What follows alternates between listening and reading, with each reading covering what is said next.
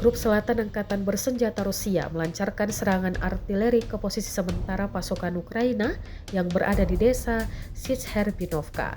Serangan tersebut menghasilkan ledakan dahsyat yang terekam jelas dalam sebuah video yang kini beredar di Telegram Kamis 10 Juli 2025. Dalam rekaman tersebut terlihat gempuran artileri menghantam tepat sasaran dan memicu kobaran api, serta asap tebal dari lokasi yang diduga menjadi tempat berkumpulnya personel dan perlengkapan militer Ukraina. Sumber militer Rusia menyatakan bahwa serangan ini merupakan bagian dari operasi penekanan terhadap pergerakan dan logistik pasukan Ukraina di wilayah garis depan. Hingga saat ini belum ada laporan resmi dari pihak Ukraina mengenai jumlah korban atau kerusakan akibat serangan tersebut.